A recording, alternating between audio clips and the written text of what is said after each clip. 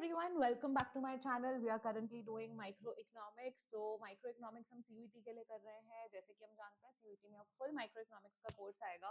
So what we are doing is हम microeconomics का एक टॉपिक लेते हैं. हम पहले NCERT रीड करते हैं उस टॉपिक को, मतलब NCERT से रीड करते हैं उस टॉपिक को, एंड देन उसके बाद हम क्या करते हैं, हम वही टॉपिक अपने स्टाइल में समझते हैं. क्योंकि NCERT में हो सकता है माइक्रोइकोनॉमिक्स में कुछ चीजें मिसिंग हैं, तो वो चीजें हम खुद समझने की कोशिश करते हैं. इसी तरह हम अपना एक टॉपिक खत्म करते हैं and then we move on to the next topic. पहले एनसीईआरटी से पढ़ते हैं और उसके बाद हम उस टॉपिक को आगे खत्म करते हैं. सो अभी तक हमने एनसीईआरटी में सेकंड चैप्टर जो थ्योरी ऑफ कंज्यूमर बिहेवियर है वो स्टार्ट करा था एंड हमने कार्डिनल यूटिलिटी एनालिसिस पढ़ा था. तो अब हमारा काम है, आज का जो काम है वो है ऑर्डिनल यूटिलिटी एनालिसिस करना. तो जैसे कि मैंने आपको कहा था पिछली क्लास में भी कि कार्डिनल यूटिलिटी एनालिसिस जब होता है तो यूटिलिटी एनालिसिस दो तरीके का होता है. उसमें कौन से दो तरीके होते हैं? बेसिकली अगर मैं यहाँ लिखूं यूटिलिटी, तो दो तरीके की यूटिलिटी एनालिसिस होता है, कार्डिनल, ठीक है, एंड ऑर्डिनल. अगर मेरे को और ब्रेक करना हो, कार्डिनल मतलब नंबर गेम, सारा नंबर का गेम है, एंड ऑर्डिनल मतलब प्रेफरेंस का खेल है, किस चीज को ज्यादा प्रेफरेंस दे रहे हो. तो आज हम ऑर्डिनल यूटिलिटी एनालिसिस करने वाले हैं. ऑर्डिनल यूटिलिटी एनालिसिस मतलब एक ऑर्डर ऑफ प्रेफरेंस, अपनी ऑर्डर, रैंकिंग ऑर्डर देना कि यार मुझे पिज्जा, मोमोज और बर्गर में से ज्यादा पसंद क्या है, नंबर 1, नंबर 2, नंबर 3, ऐसे प्रेफरेंस देना और उसको एक ऑर्डर में रैंक करना. इसे हम ऑर्डिनल यूटिलिटी कहते हैं. ठीक है, सो लेट्स स्टार्ट रीडिंग.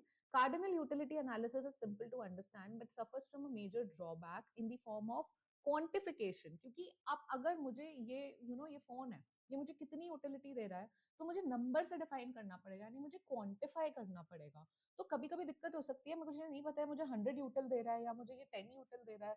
ठीक है, तो ऐसे नंबर असाइन करना थोड़ा डिफिकल्ट हो जाता है कभी कभी. तो ये एक सेटबैक होता है कार्डिनल यूटिलिटी में. तो रियल लाइफ में क्या काम करता है, मैं बोलूंगी यार मुझसे ये पूछ लेना मुझे फोन ज्यादा पसंद है या मुझे ये हेडफोन ज्यादा पसंद है, मतलब I can rank in order of preference, still I can rank, लेकिन वो नंबर देना बहुत ज्यादा हो जाता है कभी कभी. ठीक है, so that is what they are saying. Now in real life we never express utility in the form of numbers.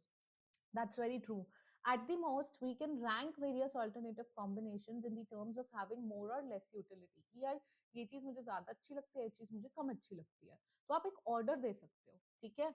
In other words, the consumer does not measure utility in numbers, though she often ranks various consumption bundles. This forms the starting point of this topic, ordinal utility analysis. Ordinal utility एक order में rank करना.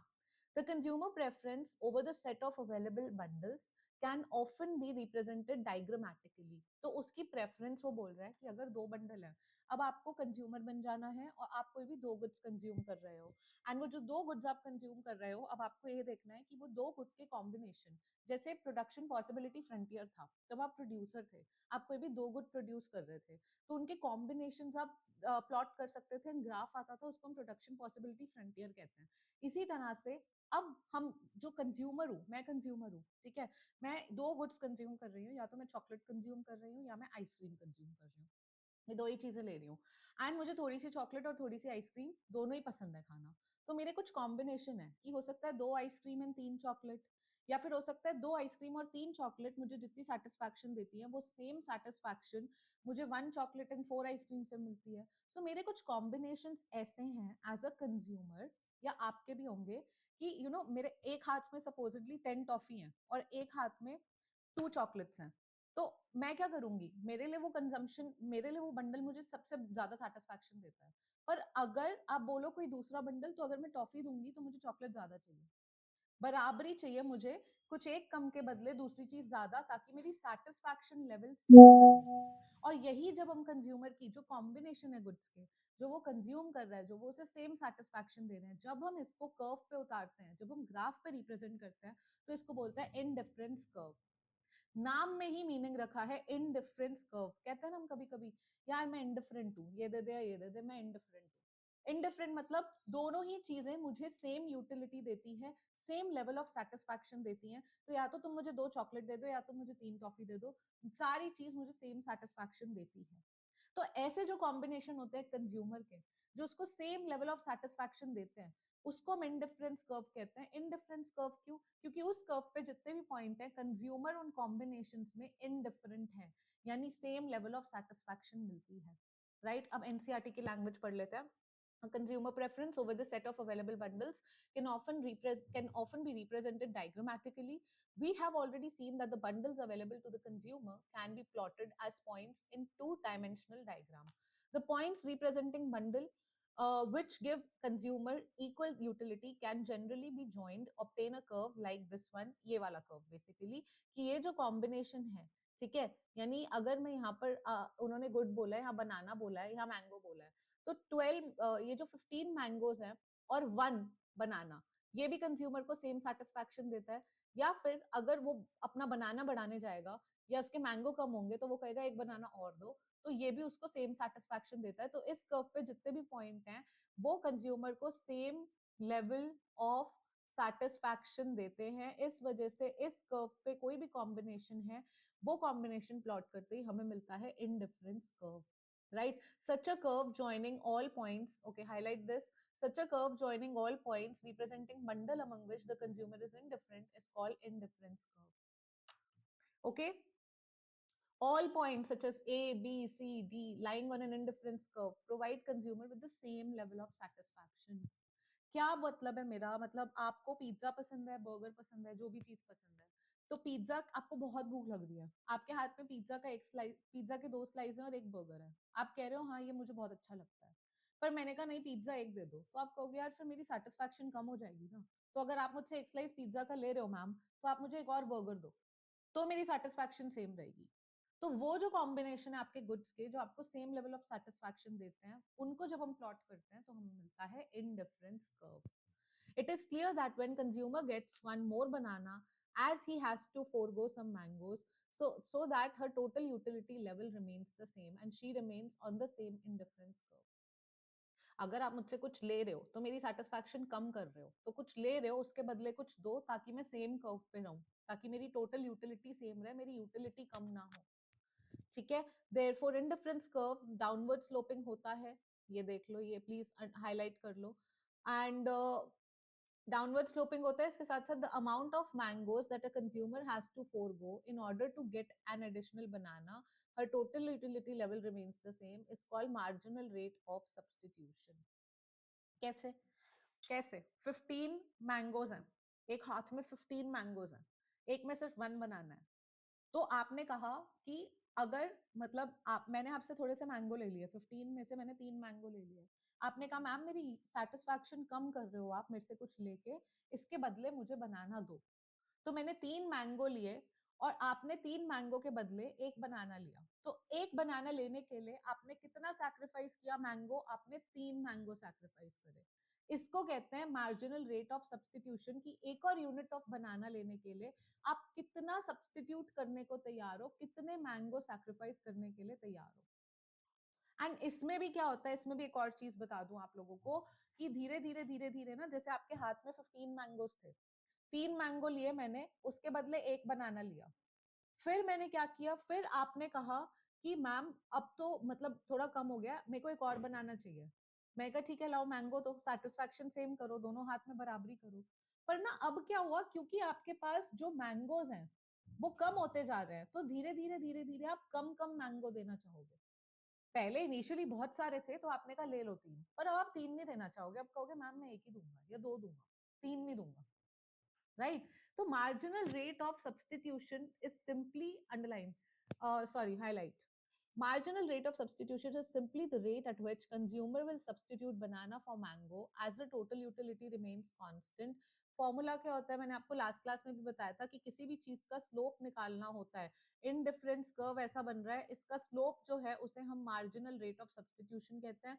Slope क्या होता है, change in Y axis पे जो होता है upon change in X axis, यानी एक्स एक्सिस पे जो भी है उसका एक यूनिट लेने के लिए आप कितना सैक्रिफाइस करने को तैयार हो, तो यानी एक बनाना लेने के लिए कितने मैंगो देने को तैयार हो। One can notice that as we increase the quantity of banana, the quantity of mango sacrificed for each banana declines. In other word, marginal rate of substitution जो होता है वो diminish होता है, ठीक है। ये पढ़ लेना, ये आपका जो फुट नोट में लिखा है, तो ना वैसे वो नहीं है, इंपॉर्टेंट नहीं है। रेशियो देखो सब्सटीट्यूशन का, law of diminishing marginal rate of substitution. पहले आपके हाथ में 15 मैंगो थे और एक ही बनाना था। आपने कहा मुझे एक और बनाना चाहिए, एक और बनाना के लिए मेरे हाथ में इतने सारे मैंगोज हैं, 3 दे भी दूंगा क्या जाएगा। तो पहले सैक्रिफाइस किए 3 मैंगोज एक बनाना के लिए, रेशियो है MRS 3:1। सैक्रिफाइस अपॉन गेन, ठीक है, sacrifice is to gain, sacrifice कितना है 3 मैंगो का, गेन क्या है एक बनाना का। पर अभी भी वो है ना, ग्रीड नहीं गई, क्योंकि बनाना तो 2 ही दिख रहे हैं हाथ में, 2 बनाना है हाथ में, मैंगोस तो अभी भी 12 दिख रहे हैं। आपने कहा अरे एक और बनाना के लिए मैं दे दूंगा मैंगो, लेकिन पहले 3 दे दिए, अब 3 नहीं दोगे, अब बोलोगे अब मैं 2 ही दूंगा। तो एक और बनाना के लिए अब आपने 2 मैंगो दिए, तो आपका डिक्लाइन हुआ, अब आप कम देने को तैयार हो। अब आपको दिखा कि 10 मैंगो बचे, 3 बनाना हो गए, एक और बनाना दूंगा, लेकिन इसके बदले मैंगो नहीं दूंगा ज्यादा, अब तो मैं एक ही दूंगा। तो आपने 1:1 हो गया रेशियो, तो marginal rate of substitution diminish हो रहा है। एक और बनाना लेने के लिए हर बारी आपने पहले, क्योंकि बहुत सारे दिख रहे थे ना हाथ में 15 मैंगोज, तो आपने कहा ले लो 3 ले लो, मेरा क्या जाएगा, मेरे पास अभी भी 12 बचेंगे। पर जब देखा 12 हो गए, आपने कहा 3 तो नहीं दूंगा, 2 ले लो। आपने कहा अभी भी 10 होंगे मेरे पास, कोई दिक्कत नहीं है। अब आपने कहा नहीं यार अब तो कम रह गए, अभी तो 15 थे, अब कहाँ 10 हो गए मेरे पास, और बनाना तो 2 ही आया हाथ में, तो अब एक और बनाना लूंगा तो एक ही मैंगो दूंगा। धीरे धीरे दे रहे हो ना, पहले जब बहुत सारी चीज होती है, बहुत सारी पड़ी होती है, आप कहते हो ले लो, जब दिखता है वो कम हो गई है, अब आप कम कम देने को तैयार हो। ये कंज्यूमर माइंडसेट है, ये लाइफ में भी माइंडसेट है। अगर आप इसे इकोनॉमिक्स से हट के लगाना चाहो, आप वो भी लगा सकते हो, ये इन जनरल लाइफ में भी है। जब आपके पास कुछ बहुत सारा होता है तो आपको देते हुए उतना नहीं दुखता, लेकिन वही जब आपके पास कम होता है तो आप हर चीज सोच समझ के करते हो। Right, this even applies to the income group. जब आपकी इनकम बहुत बढ़ने लगती है तो आप फिर भी एक बार स्पेंडिंग से पहले उतना नहीं सोचते, बट जब आपकी इनकम कम होती है तो आप एक एक रुपया खर्चते हुए बहुत सोचते हो। So which is your marginal rate of substitution, the diminishing marginal rate of substitution concept through example, ठीक है। So marginal utility derive from each additional unit of banana falls, इसलिए भी हो रहा है क्योंकि एक बनाना, जब पहले तो सिर्फ एक ही बनाना था, तो एक और बनाना लोगे, जैसे मैंने पिज्जा के स्लाइस में बोला था कि जब भूख लगी है और पहला स्लाइस मिला है तो उससे बहुत यूटिलिटी मिली, सेकंड वाले से उतनी नहीं मिली, थर्ड वाले से उतनी नहीं मिली। तो जैसे जैसे बनाना इंक्रीज होता जा रहा है, बनाना और ज्यादा कंज्यूम करते जा रहे हो, तो जो मार्जिनल यूटिलिटी है हर एक इंडिविजुअल बनाना जो आ रहा है उससे जो मिल रही है वो डिक्लाइन हो रही है। और क्योंकि मैंगो कम हो रहा है तो उसकी मार्जिनल यूटिलिटी इंक्रीज हो रही है, आपको कीमत पता लग रही है कि शिट मेरे मैंगो कम हो गए। तो अब ये हो रहा है यहाँ पे, इस वजह से आपका marginal rate of substitution diminishing है। Since with the fall in quantity of mangoes, the marginal utility derived from mango increases. So with increase in number of bananas, the consumer will feel inclination to sacrifice small and smaller amounts of mangoes. Example से समझ आ गई क्या हो रहा है? Connect कर लो इसे पिछले चैप्टर से। This tendency for MRS to fall with increase in quantity of banana is known as law of diminishing marginal rate of substitution. This can be seen in the figure 2.3 also. Figure 2.3 का है, figure 2.3 ये रही। तो basically क्या हुआ है यहाँ पे, आपको ये बता रहे हैं वो कि आपका स्लोप, मैंने आपको एक चीज सिखाई थी पिछली क्लास में कि जब आप पीपीएफ बनाते हो, प्रोडक्शन पॉसिबिलिटी फ्रंटियर, उसकी शेप क्या होती है, उसकी शेप होती है कॉनकेव, ठीक है। कॉनकेव का मतलब क्या होता है कि आपका जो स्लोप है वो इंक्रीजिंग है, ठीक है, करेक्ट। इसमें मार्जिनल अपॉर्चुनिटी कॉस्ट इंक्रीज हो रही थी, लेकिन अब आप इनडिफरेंस कर्व बना रहे हो। इनडिफरेंस कर्व की शेप कैसी है, कॉन्वेक्स। कॉन्वेक्स शेप का मतलब है जो स्लोप है वो डिक्रीज हो रहा है। तो यानी आपका जो मार्जिनल रेट ऑफ सब्सटीट्यूशन है, जिस रेट पे आप सैक्रिफाइस करने को तैयार हो, तो आप सैक्रिफाइस बार बार, मतलब एक और एडिशनल यूनिट के लिए बनाना के लिए आप कम कम सैक्रिफाइस करोगे, पहले कर दोगे फिर उससे कम फिर उससे कम, तो स्लोप डिक्रीजिंग है, इस वजह से इसकी जो शेप है वो कॉन्वेक्स है, ठीक है। So going from point A to B the consumer sacrifices 3 mango for banana, ये तो हमने देख लिया फिगर में भी और टेबल में भी। Shape of an indifference curve, it may be mentioned that law of diminishing marginal rate of substitution causes indifference curve to be convex to the origin. इसका मतलब है कि common shape of an indifference curve जो है वो convex है, ठीक है। इसको तो हाईलाइट भी कर लो कि जो शेप होती है वो कॉन्वेक्स होती है। But in case of goods being perfect substitute, the marginal rate of substitution does not diminish.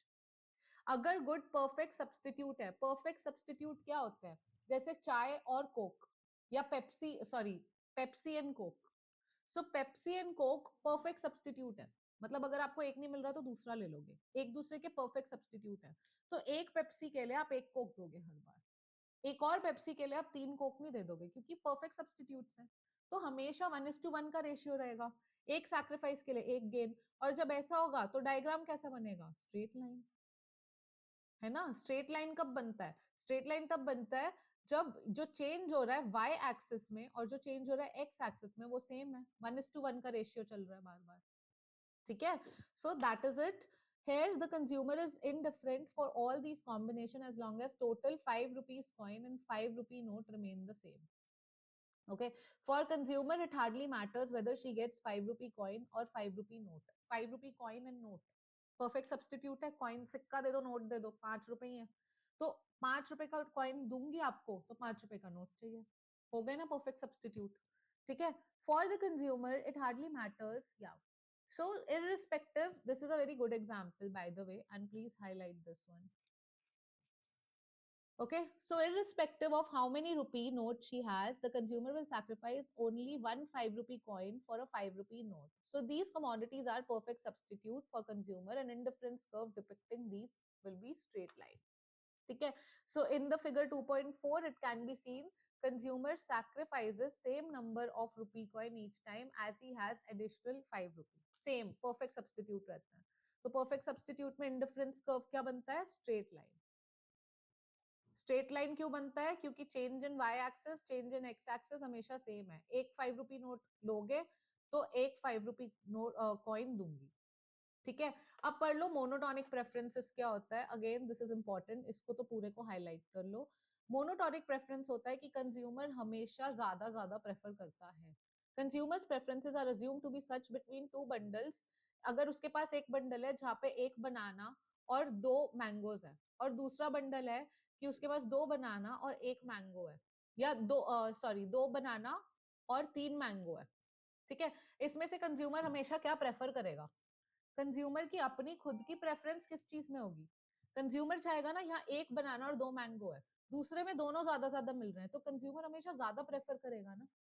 तो if x1 x2 has more of at least one good, अब आपको एटलीस्ट वन गुड देखना है, मैं आपको 2-3 एग्जांपल दे रही हूँ यहाँ पे, बहुत ध्यान से समझना,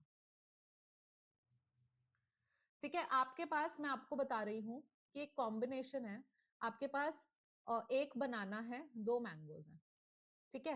अब आपके पास 3 पॉसिबिलिटी हो सकती है, या तो हो सकती है एक बनाना और 3 मैंगो, एक हो सकती है 2 बनाना 2 मैंगो, एक हो सकती है 2 बनाना 3 मैंगो। तीनों ही कॉम्बिनेशन, ये कॉम्बिनेशन ए है और ये कॉम्बिनेशन बी सी डी है। कमेंट बॉक्स में फटाफट से बताओ कंज्यूमर ए के बदले कौन सा प्रेफर करेगा, बी सी डी या तीनों। आप अगर कंज्यूमर हो, आपके पास एक बनाना 2 मैंगो है, एक पिज्जा 2 बर्गर है, तो अगर आपको कोई कॉम्बिनेशन मिल रहा है जहां पे एक पिज्जा और बर्गर 2 से 3 हो गए, तो भी आपका फायदे का सौदा है, ठीक है। चाहे पिज्जा आपका सेम रहा, रुको कलर चेंज करूंगा पहले, चाहे पिज्जा आपका एक है यहाँ तो यहाँ पे भी एक रहा, पर बर्गर तो एक और मिल गया, तो ये भी प्रेफर करोगे, बी प्रेफर्ड ओवर ए। फिर इसी तरह से जो सेकंड कॉम्बिनेशन है जो सी है, उसमें बर्गर तो 2 ही हैं पर पिज्जा एक और बढ़ गया, तो आप सी भी प्रेफर करोगे ए के मुकाबले।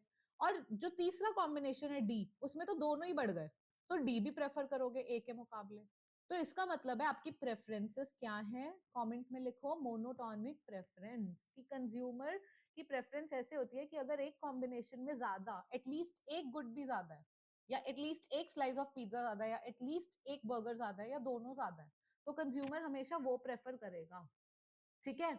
So then consumer preferences x1 ज्यादा वाला बंडल, एंड प्रेफरेंसेस इस तरह की कहलाई जाती है मोनोटोनिक प्रेफरेंसेस। इनमें अंडरलाइन किया था, इसे क्या हुआ, हाईलाइट सॉरी, ठीक है। सो कंज्यूमर की प्रेफरेंस क्या होती है, मोनोटोनिक, ये मतलब होता है, ये x1 x2 में मत देखो, एग्जाम्पल से देखो।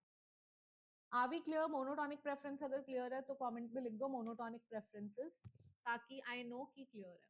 That's your part of giveaway also guys. So the giveaway for those of you who are new on this channel, there's a giveaway going on for CUET 2025. I have my paid course which is starting from 31st March, and उसमें हम पूरा micro economics macro economics का syllabus cover करेंगे, question bank करेंगे, mock test करेंगे, सारे और concept detail में समझेंगे, सारे डाउट वन ऑन वन आपकी स्ट्रेंथ एंड वीकनेस आइडेंटिफाई करेंगे. So that's going to be a paid course. But यहाँ पे 25 मार्च तक I am hosting a giveaway, जिसमें आप लोग रोज मेरी जो 6 PM वीडियोस आती हैं उसमें मैं बीच बीच में कुछ पूछती रहती हूँ, तो आप लोगों में से कमेंट्स में जो जितना एक्टिव होगा उनमें से 3 विनर आइडेंटिफाई होंगे. So there are lot many people who are participating in this you know contest. And मुझे नाम भी याद है, कई कई बच्चों के मुझे नाम याद है.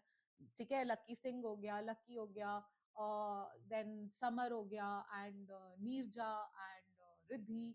सो TBH के ID से है, and Harshit. So there are lot many students who are participating in this giveaway, and I would really want best 3 students to get this giveaway. I mean, you all are best, but आप में से जो बहुत ज्यादा मेहनत कर रहे होंगे, जो बहुत एक्टिवली रौनक रौनक बहुत एक्टिवली पार्टिसिपेट करता है पूरे कॉन्टेस्ट में.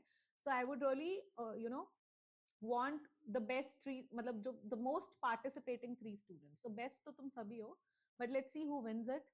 Now let's read indifference map. Indifference map क्या होता है? Indifference map होता है consumer की preference over all bundles can be represented by family of indifference curve. ठीक है, family यानी इसको कहते हैं indifference. This is called indifference map. All points on an indifference curve represent bundle which are considered indifferent by the consumer. Monotonicity of preference imply that between two indifference curve. इसको छोड़ दो, बस highlight करके रखो, meaning मैं समझाती हूँ example से. ठीक है, इस पे कॉम्बिनेशन पे ये जो है आपका, इसको ये इंडिफरेंस फैमिली है, इसको ए ले लो, इसको बी ले लो, इसको सी ले लो. ठीक है, अब ए इंडिफरेंस कर्व सबसे नीचे है. ए इंडिफरेंस कर्व पे दिखाते हैं अलग अलग बंडल जो सपोजिटली कंज्यूमर को सेम यूटिलिटी देते हैं. सपोजिटली एग्जाम्पल 10 देते हैं. फिर ये बी दिखाता है सारे कॉम्बिनेशन जो कंज्यूमर को सेटिस्फैक्शन देते हैं 20, और ये देता है 30. क्योंकि कंज्यूमर की प्रेफरेंस मोनोटोनिक है, मतलब कंज्यूमर हमेशा ज्यादा प्रेफर करता है, ज्यादा गुड किसी भी चीज का आपको मैं ज्यादा दे दूं. अगर मैं क्वेश्चन आपको करा रही हूँ, 10 क्वेश्चन करा रही हूँ, अगर मैं आपको 15 कराऊंगी तो आप प्रेफर करोगे ना कि मैम 10 के बदले 15 कराओ. अगर मैं 15 कराऊंगी तो आप प्रेफर करोगे ना मैम 15 के बदले 20 कराओ. तो ऐसे ही आपकी प्रेफरेंसेस क्या है, मोनोटोनिक है. तो अब मोनोटोनिक प्रेफरेंस की वजह से आप क्या चाहोगे कि हमेशा आप ऊपर वाले इंडिफरेंस कर्व पर हो जो आपको ज्यादा सेटिस्फैक्शन देता हो. जब आपके सारे तरह के इंडिफरेंस कर्व एक जगह आ जाएंगे उसको इंडिफरेंस फैमिली कहेंगे या मैप कहेंगे. ठीक है, इतनी बात है बस. अब फीचर्स कर लेते हैं. फीचर्स बहुत इंपॉर्टेंट है, फीचर्स पे पास्ट ईयर में बहुत क्वेश्चन आते हैं. So do read the features carefully. सबसे पहला फीचर है इंडिफरेंस कर्व जो है वो स्लोप करता है downward from left to right. बहुत ही इंपॉर्टेंट, ये लाइन उठ के आ जाती है सीधी सीधी. ठीक है, इंडिफरेंस कर्व स्लोप करता है लेफ्ट टू राइट, जिसका मतलब है in order to have more of banana the consumer has to forego mangoes. If a consumer does not forego some mango with an increase in number of banana, it will mean consumer having more of banana with same number of mango, taking her to higher indifference curve. Thus, as long as consumer is on the same indifference curve, the increase in banana must be compensated by fall in quantity of mango. इसका मतलब है सबसे पहले कि अगर आप ये diagram देखो ध्यान से जो आपकी स्क्रीन पर है, ग्राफ है, तो ये ग्राफ आपका डाउनवर्ड स्लोपिंग है. तो इसका मतलब आपको एक और यूनिट ये लेने के लिए ये आपको माइनस कुछ देना पड़ेगा. एक और बनाना के लिए आपको सैक्रिफाइस करना पड़ेगा. तो इसीलिए आपका जो कर्व है वो क्या है, downward sloping from left to right. क्या है, downward sloping from left to right. ठीक है, आ जाओ नेक्स्ट पे आ जाओ. सेकंड सेकंड वाला क्या कह रहा है, सेकंड वाला कह रहा है कि the higher indifference curve gives higher level of utility. देखा ना हमने इंडिफरेंस मैप देखा था अभी मैंने जब दिखाया इंडिफरेंस मैप पे क्या था. इंडिफरेंस मैप पे रुको, तुम लोगों को अलग अलग कलर्स के साथ ही दिखाती हूँ. ओ गॉड, कलर्स कहाँ गए, गिव मी अ मिनट.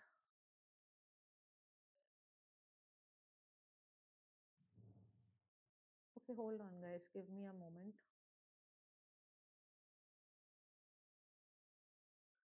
या I think now it's fine. There's something has happened, which is why I can't see the panel from which I changed the colors and all.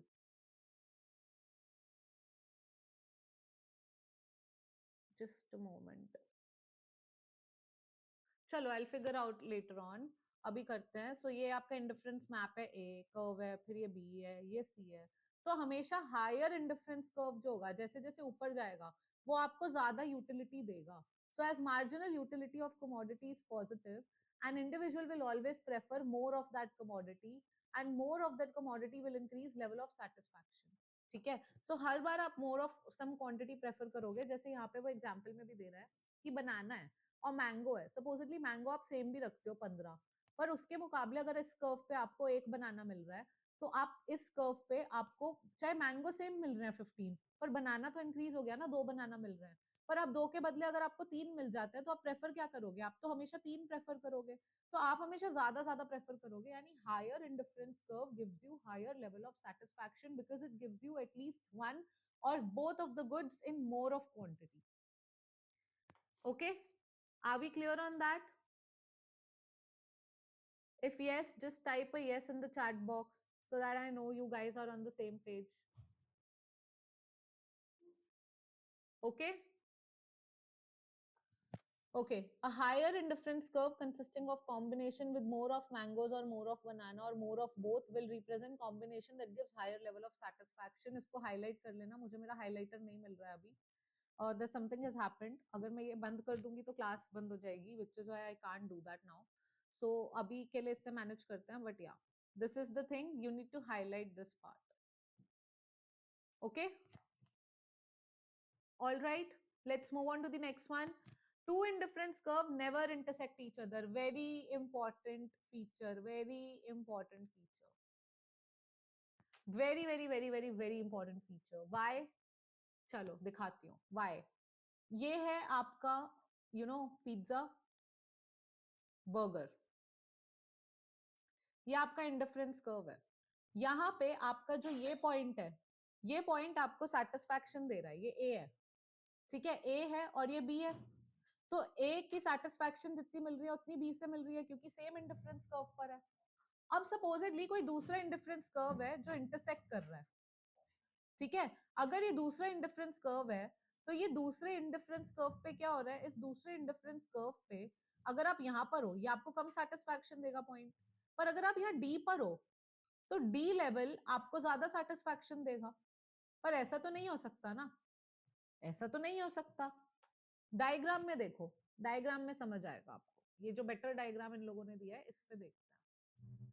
Let me see if that's visible on the screen. या सो आपका a combination है यहाँ intersection पे, ए और B IC1 पर है, difference curve 1 पे. ये आपको सेम सेटिस्फैक्शन दे रहा है, पर ए और सी भी सेम इस पर है, IC2 पे सेम पे. ए और सी भी सेम दे रहे हैं, तो यानी A is equal to B होना चाहिए IC1 पे, and A is equal to C होना चाहिए दूसरे इंडिफरेंस कर्व पे. पर उस हिसाब से तो ए अगर बी के भी इक्वल है और ए और सी भी इक्वल है, तो बी और सी भी इक्वल होने चाहिए. पर क्या बी और सी इक्वल है? बी ऊपर है, सी नीचे. तो बी और सी तो सेम लेवल ऑफ सेटिस्फैक्शन नहीं दे रहे, बी तो ज्यादा दे रहा है सेटिस्फैक्शन. इसीलिए इंटरसेक्शन पॉसिबल नहीं है. ओके, इंटरसेक्शन पॉसिबल नहीं है. आगे देख लेते हैं. मोमेंट. या two indifference curves intersecting each other lead to conflicting result. हो गए ना conflicting result. एक इंडिफरेंस कर्व पे सेटिस्फैक्शन कोई भी पॉइंट तो सेम देते हैं. तो पहला इंडिफरेंस जो कर्व है उस पे ए और बी सेम सेटिस्फैक्शन दे रहे हैं, पर इंडिफरेंस कर्व जो सेकंड वाला है ए उस पे भी आ रहा है, तो ए और सी भी सेम सेटिस्फैक्शन दे रहे हैं. तो अगर ए और बी सेम सेटिस्फैक्शन दे रहे हैं, ए और सी सेम सेटिस्फैक्शन दे रहे हैं, तो सी और बी को भी सेम सेटिस्फैक्शन देनी चाहिए. पर ऐसा तो नहीं हो रहा है, तो कॉन्फ्लिक्टिंग रिजल्ट आ रहे हैं, राइट? तो यही वजह से आपके two indifference curve can never intersect. यही समझाया है, इसको रीड कर लो. मैंने डायग्राम और एग्जांपल से समझा दिया, ठीक है. For this it follows the utility from point. Okay, the same thing. Yeah, two indifference curve cannot intersect each other. That's the conclusion. तीन प्रॉपर्टी सबसे जरूरी हमने क्या पढ़ी? सबसे पहले इंडिफरेंस जो आपका कर्व होता है वो डाउनवर्ड स्लोपिंग होता है लेफ्ट से राइट. फिर हमेशा जो हायर इंडिफरेंस कर्व है वो आपको ज्यादा यूटिलिटी देता है, ज्यादा सेटिस्फैक्शन देता है. क्यों? क्योंकि आपकी preferences are assumed to be monotonic, right? And third and the very most important property is two indifference curve can never intersect each other, right? So we have this three properties of indifference curve. We have read the indifference curve. Indifference का slope marginal rate of substitution होता है. Indifference curve convex होता है. And indifference curve convex होने के साथ साथ convex क्यों होता है? So आज का आपका जो task है, अब मैं जो task देने जा रही हूँ उसको बहुत ध्यान से सुनना. आपका सबसे बड़ा task ये है, सबसे पहले आपको मुझे ये बताना है कि indifference curve क्या है. ठीक है, और मुझे बुकिश लैंग्वेज नहीं चाहिए, मुझे एग्जाम्पल के थ्रू लैंग्वेज चाहिए कि आपके लिए कौन से दो गुड्स का कॉम्बिनेशन है जो आपको सेम लेवल ऑफ सेटिस्फैक्शन देता है. तो इंडिफरेंस कर्व क्या है? इंडिफरेंस कर्व डाउनवर्ड स्लोपिंग होता है तो क्यों होता है? इंडिफरेंस कर्व की शेप कॉन्वेक्स होती है तो क्यों होती है? ठीक है, मार्जिनल रेट ऑफ सब्सटीट्यूशन है उसका slope. Marginal rate of substitution increasing है या डिक्रीजिंग है? राइट इतना आंसर दे दो. एंड उसके बाद हमने पढ़ा प्रॉपर्टीज क्या होती है इंडिफरेंस कर्व की, इंडिफरेंस कर्व होता क्या है, और इंडिफरेंस कर्व की बात ही क्यों आई, क्योंकि ऑर्डिनल यूटिलिटी चल रहा है. ऑर्डिनल मतलब मैं प्रेफरेंस को रैंक दे रही हूँ, तो ऑर्डर दे रही हूँ मैं, और ऑर्डर में मैं रैंक कर रही हूँ प्रेफरेंसेस. इस वजह से हमारा ऑर्डिनल यूटिलिटी है, इसलिए कंज्यूमर का इंडिफरेंस कर्व बनता है. पर क्या इंडिफरेंस कर्व काफी है? नहीं, क्योंकि मेरी प्रेफरेंस तो कुछ भी हो सकती है. मेरे को तो मर्सिडीज चाहिए, मेरे को तो बंगलो चाहिए, मेरे को तो गाड़ी, मेरे को तो पता नहीं क्या क्या चाहिए. पर ऐसे वो मेरा बजट अलाउ कर देता है वो लेने के लिए. तो हमें जब ऑर्डिनल यूटिलिटी देखते हैं तो एक होती है कंज्यूमर को सेटिस्फैक्शन क्या देगा. ऑब्वियसली हमने देखा हायर इंडिफरेंस कर्व ज्यादा सेटिस्फैक्शन देगा. यानी अगर आप इस वक्त वैगनार यूज कर रहे हो और आपके पास मर्सिडीज आए तो ऑब्वियसली मर्सिडीज आपको ज्यादा सेटिस्फैक्शन देगी. करेक्ट. लेकिन अब बात आती है कि आपके पास वैगनार होगी या मर्सिडीज होगी, ये तो आपकी ख्वाहिश है, ख्वाहिशें तो खत्म ही नहीं होती. राइट, आपकी डिजायर्स, एक कंज्यूमर की प्रेफरेंस हमने इंडिफरेंस पे डाल दी कि उसको सेटिस्फैक्शन मर्सिडीज दे रही है. लेकिन क्या मर्सिडीज अफोर्डेबल है उसके लिए? क्या उसके पैसे, क्या उसका बजट अलाउ कर रहा है उसे मर्सिडीज लेने के लिए? तो इसी वजह से कंज्यूमर की जहां हम एक जगह सेटिस्फैक्शन देखते हैं, दूसरी जगह हमें ये भी देखना होता है कि कंज्यूमर की अफोर्डेबिलिटी क्या है, और कंज्यूमर को पैसे मतलब वो अफोर्ड कर भी पा रहा है मर्सिडीज या नहीं. क्योंकि चाहते तो हम बहुत कुछ है. हो सकता है आज आप चाहते हो बैठ के ये हो जाए ये हो जाए, पर आपका बजट अलाउ कर रहा है या नहीं कर रहा, वो चेक करने के लिए हम आगे का जो कॉन्सेप्ट पढ़ेंगे नेक्स्ट क्लास में वो होने वाला है बजट.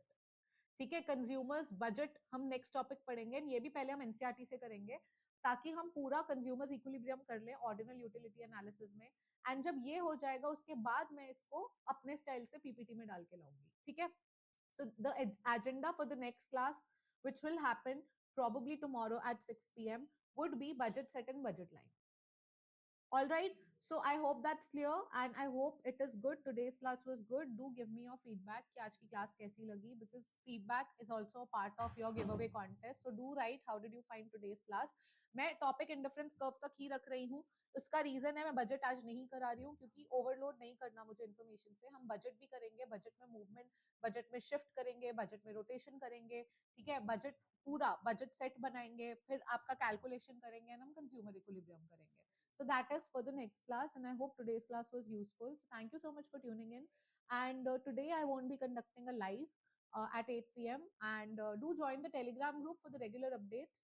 क्योंकि वहां मैं अपडेट करती रहती हूँ मैं कब लाइव आ रही हूँ कब नहीं आ रही, या क्या चल रहा है क्या नहीं चल रहा, सारी क्लास की अपडेट वहां आती है. अगर आप टेलीग्राम पे नहीं हो तो यूट्यूब में कम्युनिटी पोस्ट वाले सेक्शन में जाओ, मैं वहां भी अपडेट कर देती हूँ. ठीक है. एंड गाइस मैक्रो इकोनॉमिक्स में करा चुकी हूँ, बहुत बच्चों के डाउट्स हैं. मैक्रो प्लेलिस्ट सेक्शन में जाओ, मैक्रो में पूरा एनसीईआरटी से करा चुकी, मैं मिशन सीयूईटी में क्वेश्चन करा चुकी प्रीवियस ईयर. सो हो चुका है वो. अभी we are focusing on micro economics. एक बार माइक्रो खत्म हो फिर रिवीजन में हम दोनों दोबारा रिवाइज करेंगे. All right.